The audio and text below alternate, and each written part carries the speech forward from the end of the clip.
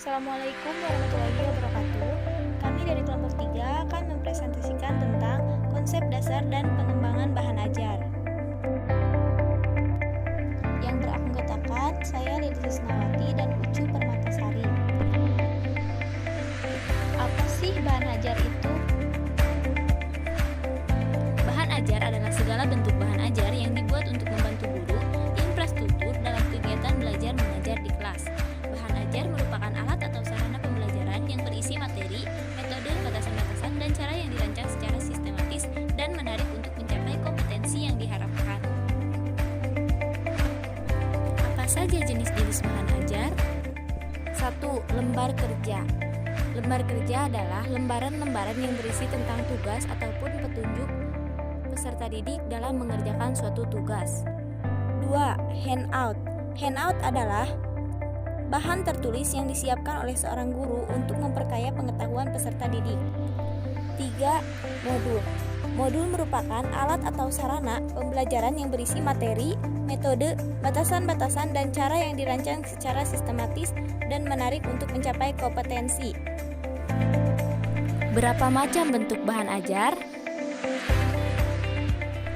Bentuk bahan ajar ada 2. Yang pertama adalah tertulis atau cetak, yang terdiri dari buku, handout, lembar kerja siswa, dan modul. 2. Non-cetak, yang terdiri dari audio, video, seperti kaset, foto, gambar, dan juga lain-lain.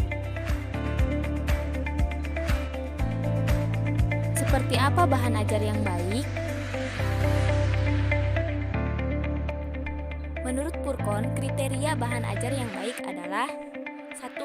Substansi yang dicakup dalam cakupan sosok tubuh dari kompetensi atau subkompetensi yang relevan. 2. Substansi yang dibahas harus benar. 3. Tingkat keterbacaan, baik dari segi kesulitan bahasa maupun substansi harus sesuai dengan tingkat kemampuan pembelajaran. 4.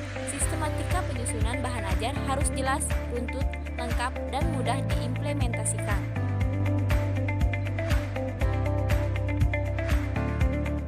Apa fungsi bahan ajar itu?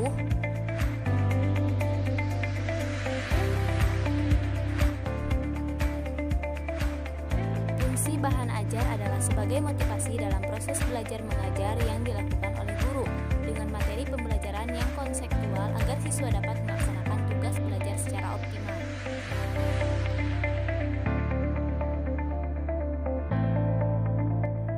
Untuk apa bahan ajar itu?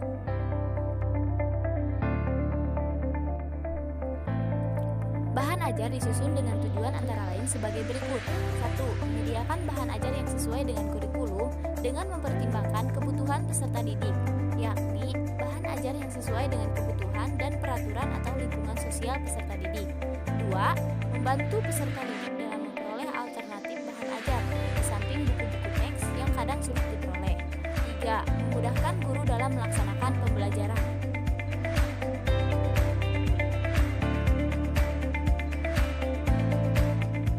Seperti apa sih prinsip memilih bahan ajar? 1. Relevan. Yang dimaksud relevan adalah harus sesuai dengan kompetensi dasar. 2. Konsistensi. Yang dimaksud konsistensi adalah bahan ajar dengan kompetensi dasar itu harus sama. Jika ada kompetensi dasar 4, maka bahan ajarnya pun harus 4. 3. Kecukupan. Jadi, bahan ajar itu harus memenuhi agar siswa dapat memahami kompetensi dasar.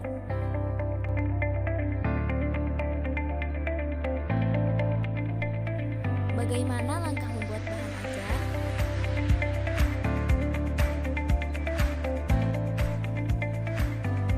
Satu, mengidentifikasi aspek-aspek yang ada dalam standar kompetensi dan kompetensi dasar. 2. Memilih jenis materi yang sesuai dengan standar kompetensi dan kompetensi dasar. 3. Memilih sumber bahan ajar.